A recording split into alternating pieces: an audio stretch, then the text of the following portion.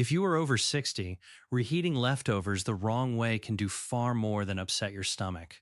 One familiar kitchen mistake can allow bacteria or heat-stable toxins to survive, even when the food looks hot and smells completely normal. And because older adults are more likely to become seriously ill from food poisoning, the meal you save to make life easier can suddenly threaten your strength, hydration, balance, and independence. The good news is that you do not need to fear leftovers. You need to control four things: time, temperature, container depth, and even heating. I'm Dr. Lee, and today we are counting down four foods seniors commonly reheat the wrong way. Number two is a food many people leave sitting in foil, and number one is the batch cooking habit that can turn a comforting meal into the most dangerous leftover in your refrigerator. Number four is cooked rice. Rice looks harmless. It is dry, simple, inexpensive, and eaten in homes around the world. Many people cook a large pot, leave it on the counter during dinner, then place the whole pot in the refrigerator and microwave a bowl the next day. That routine can create a problem before the microwave is ever switched on. Uncooked rice can contain spores of Bacillus cereus. Cooking can kill many bacteria, but some spores may survive. If cooked rice then sits warm for too long, those spores can grow and produce toxins. One of those toxins can tolerate heat well enough that a quick microwave reheating may not make the food safe again. This is the first major lesson of the video. Reheating cannot always repair unsafe storage. You may heat the rice until steam rises from the bowl. You may stir it, taste it, and notice nothing unusual. But foodborne germs and toxins do not always change the smell, appearance, or flavor. Your senses are not a safety test. The dangerous moment often happens earlier. It happens when the rice remains in the warm zone between cooking and refrigeration. Bacteria grow fastest between 40 and 140 degrees Fahrenheit. That is why official food safety guidance says perishable leftovers should be refrigerated within 2 hours, or within 1 hour when the surrounding temperature is above 90 degrees. Imagine a typical evening. You make rice at 5. Dinner ends at 6. The pot stays on the stove while you watch television, clean the kitchen slowly, or speak with family. At 9, you remember it and put the whole warm pot into the refrigerator. The next day, you microwave one serving for 90 seconds. The edges are burning hot, but the middle is only warm. That rice has now spent too long cooling, and it has reheated unevenly. Two different mistakes have joined together. Here is the safer method. As soon as the meal is finished, divide the rice into small, shallow containers. Do not wait for a large pot to become completely cold on the counter. Small portions release heat faster. Place them in a refrigerator set at 40 degrees Fahrenheit or below. When reheating, cover the rice, add a small amount of water if needed, stir during heating, allow a brief standing time, and check several places. The target for leftovers is 165 degrees Fahrenheit throughout. If this is helping you understand what can really go wrong with leftovers, subscribe to Age Clarity Health. You may also write your food safety question or recent experience in the comments.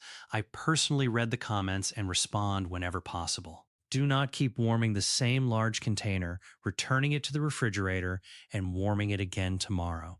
Reheat only the amount you plan to eat. If you cannot remember when the rice was cooked, or you know it sat out for several hours, throw it away. Saving a few dollars is never worth losing days of strength to vomiting, diarrhea, or dehydration. Number 3 is chicken and turkey. Most people worry about poultry when it is raw. Once it has been fully cooked, they relax. They carve the chicken, place the remaining pieces on a plate, cover them loosely, and assume the microwave will handle anything that happens later. But cooked poultry can still become unsafe through slow cooling, cross-contamination, excessive refrigerator time, or uneven reheating. Large pieces are especially deceptive. A thick turkey breast can feel hot on the surface while the center remains cool. A microwave can create scorching edges and cold pockets in the same piece. Gravy may bubble around the meat while the deepest section never reaches a safe temperature. This matters because leftovers should reach 165 degrees Fahrenheit throughout, not merely feel hot on the outside. USDA guidance also recommends using cooked chicken within 3 to 4 days when it has been continuously refrigerated at 40 degrees or below. The calendar matters more than many people realize. Monday's chicken may still look normal on Friday. It may not smell rotten. But refrigerator temperatures slow bacterial growth. They do not stop it completely. The longer cooked poultry remains stored, the more room there is for mistakes in temperature, handling, and contamination. There is another hidden problem after large meals. Cooked chicken or turkey is often left sitting on the table while people talk. Then someone places the entire bird or a deep container filled with thick pieces into the refrigerator. The outside cools first, but the center can stay warm for a long time. Clostridium perfringens is commonly linked to meat, poultry, and gravy cooked in large batches and held at unsafe temperatures. These outbreaks are often associated with foods that cool too slowly or remain warm too long. The solution begins before storage. Remove meat from the bones. Divide large portions into smaller pieces. Place them in shallow containers. Keep raw foods on lower refrigerator shelves so juices cannot drip onto cooked leftovers. Use clean utensils instead of the fork that touched raw poultry earlier. When reheating, arrange pieces in a single layer when possible. Add a little broth or gravy to prevent dry edges. Cover the dish so steam helps move heat through the food. Rotate the plate, turn thicker pieces, and let the food stand briefly after the microwave stops. Then check the thickest pieces with a food thermometer. Do not rely on cooking time alone. One microwave may heat a portion in 2 minutes while another needs 4. The shape, amount, starting temperature, and wattage all matter. And be careful with the one bite test. Some people take a bite from the middle to see whether it is warm enough. That is not a reliable safety method, and it can expose you before you realize the center is cold. If reheated poultry has a suspicious smell, slimy surface, or unusual color, discard it. But remember, the reverse is not true. Food that smells normal is not automatically safe. For adults over 60, this is more than a stomach problem. Vomiting and diarrhea can cause dehydration quickly. Dehydration can lower blood pressure, worsen dizziness, affect kidney function, and increase the chance of a fall. A kitchen shortcut can become a mobility crisis. That is why safe reheating protects more than digestion. It protects your ability to stand steadily, manage your medications, drive, shop, cook, and remain confident in your own home. Number 2 is the foil-wrapped baked potato. This one surprises people because potatoes are not meat, eggs, or dairy. They seem too simple to be dangerous. But the risk is not the potato alone. It is the combination of heat, foil, time, and poor refrigeration. A baked potato is often cooked in aluminum foil, served with dinner, and left wrapped on the counter afterward. Someone may place it in the refrigerator several hours later, still sealed in the same foil. The next day, it is reheated in the microwave or oven. The foil creates a low oxygen environment around the potato. If a foil-wrapped baked potato is left unrefrigerated, conditions can allow Clostridium botulinum to grow and produce botulinum toxin. USDA food safety information specifically notes that botulism illnesses have been linked to unrefrigerated baked potatoes sealed in aluminum foil. Botulism is rare, but it is not a risk to experiment with. The toxin affects nerves and can cause blurred or double vision, drooping eyelids, difficulty speaking, trouble swallowing, muscle weakness, and breathing problems. Those symptoms require emergency medical care. The dangerous thought is, I will just heat it longer. Do not use reheating as a rescue plan for a foil-wrapped potato that sat out for hours. You do not know what happened inside that sealed environment, and you cannot judge toxin risk by smell or appearance. Do not taste it to find out. Here is the safe routine. If you bake potatoes in foil, keep them hot until serving. After the meal, remove the foil so heat can escape. Refrigerate the potatoes promptly in a shallow container within 2 hours. If the room is hotter than 90 degrees, such as during an outdoor meal, use the 1-hour limit. Cooked potatoes that were handled safely can generally remain refrigerated for 3 to 4 days. Reheat only the portion you plan to eat and heat it to 165 degrees Fahrenheit throughout. Never place aluminum foil in a microwave unless the appliance manufacturer specifically says the method is safe. Transfer the potato to a microwave safe dish. Split it open before heating so the center warms more evenly. Turn it during reheating and test the center, not only the skin. Consider a common situation. An older adult lives alone and bakes 4 potatoes on Sunday to save time. 2 are refrigerated quickly, but 2 remain wrapped beside the oven until bedtime. Because wasting food feels wrong, all 4 are placed together in the refrigerator. On Tuesday, there is no way to identify which potatoes were cooled safely. The correct decision is painful but simple. Discard the uncertain potatoes. Food safety depends on knowing the storage history. When that history is unclear, your refrigerator cannot erase the hours that came before it. The first 2 foods showed how dangerous leftovers can become when they cool slowly or heat unevenly. Rice can allow heat-stable toxin formation. Poultry can hide cold centers. Foil-wrapped potatoes add a low oxygen danger most people never consider. The final food category combines all 3 problems: large volume, slow cooling, and deceptive reheating. It is also one of the most common ways older adults prepare meals for several days. Before we reach it, subscribe to Age Clarity Health for practical senior health guidance that protects your strength and independence. Tell me in the comments which leftover you reheat most often, or which kitchen habit you want help making safer. I personally review the comments and reply whenever I can. Number 1 is a large pot of soup, stew, chili, gravy, or casserole.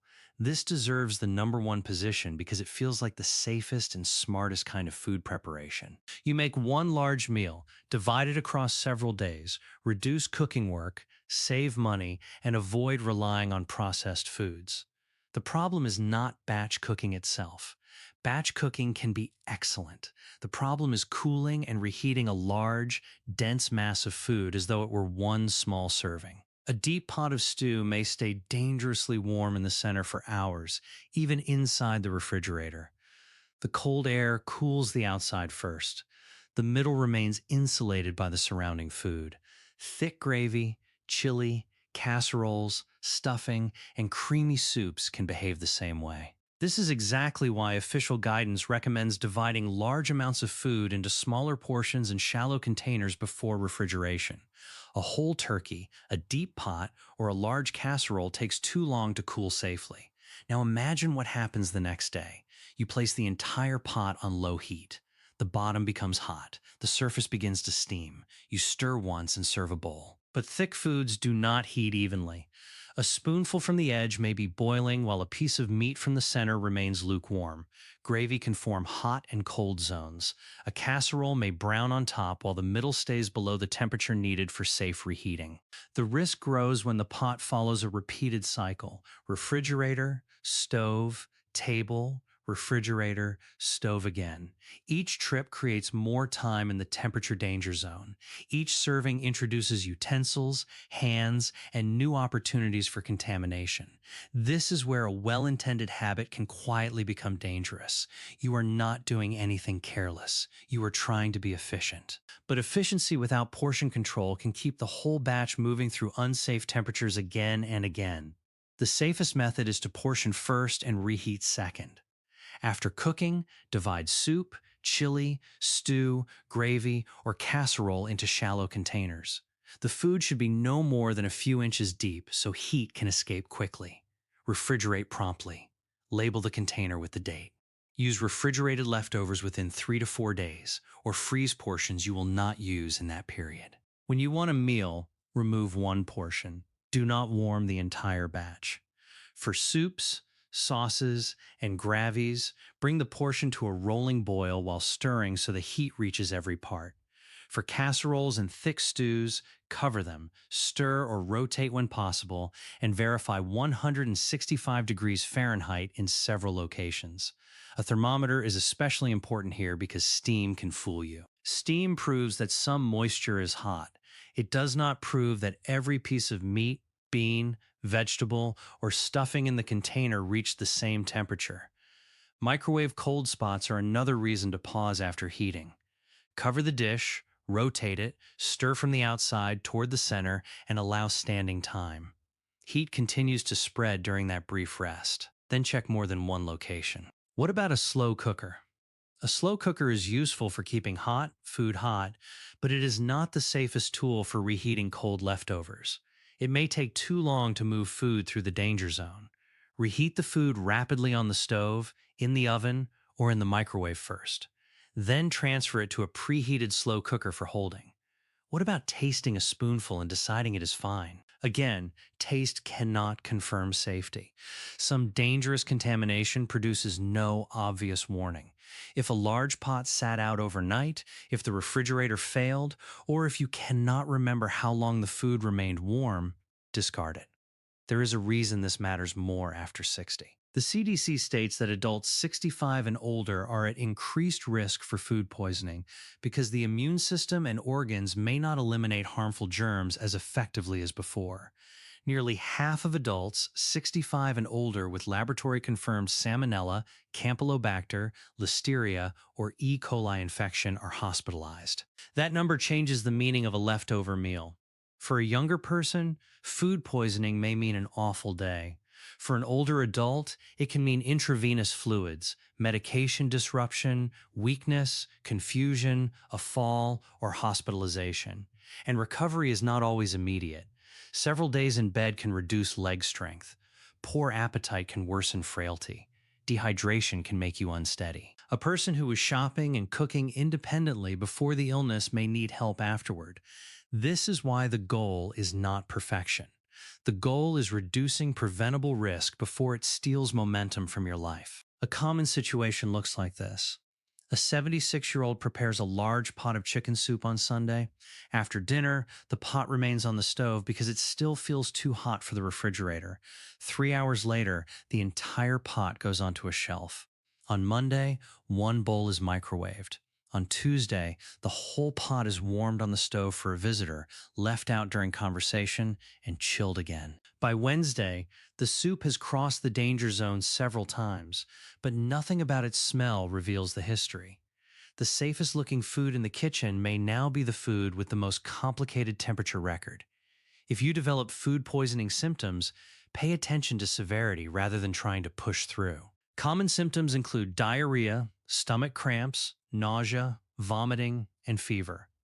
Seek medical advice promptly if you are over 65 and symptoms are strong, especially when you cannot keep liquids down or take essential medications. Emergency warning signs include bloody diarrhea, diarrhea lasting more than 3 days, fever above 102 degrees Fahrenheit, frequent vomiting, and signs of dehydration.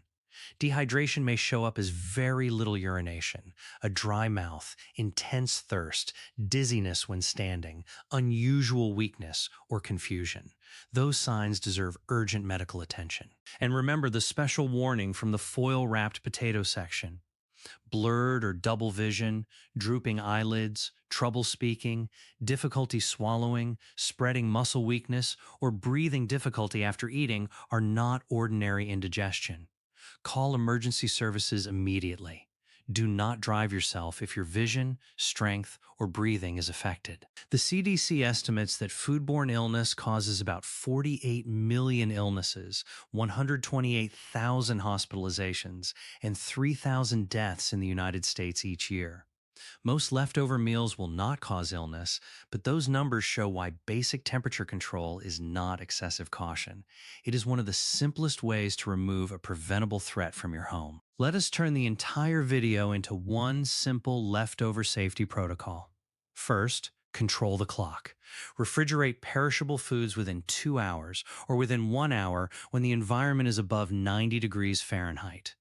Do not leave rice, poultry, potatoes, soup, gravy, or casseroles sitting on the counter until bedtime. Second, control the depth. Divide large amounts into small, shallow containers. Remove poultry from bones, unwrap foil-covered potatoes, and portion rice or thick foods so they cool quickly. Your refrigerator cools small portions far more effectively than one deep pot. Third, control the heat. Reheat only the portion you plan to eat. Cover, stir, rotate, and allow standing time. Bring soups, sauces, and gravies to a rolling boil. Heat other leftovers to 165 degrees Fahrenheit throughout, checking several places with a food thermometer. Fourth, control uncertainty.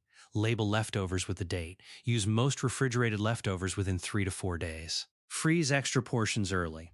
If food sat out too long, has an unknown history, or may have been repeatedly warmed and cooled, discard it. Do not let smell, appearance, guilt, or the desire to avoid waste overrule safety. You can remember the protocol with 4 words: clock, depth, heat, certainty. One forgotten container does not mean your kitchen is unsafe. One reheating mistake does not mean you will become seriously ill. The danger comes from repeated patterns, especially when food spends too long warm, cools too slowly, or never heats evenly. Recognizing that pattern early gives you control. A shallow container, a written date, and a simple thermometer can protect your hydration, balance, strength, and confidence. These are small kitchen actions, but they support something much larger: your ability to keep cooking, keep choosing your own meals, and keep living independently. Subscribe to Age Clarity Health so you do not miss the next senior health warning. Share in the comments the one change you will make first: cooling food sooner, using shallow containers, checking 165 degrees, or labeling dates.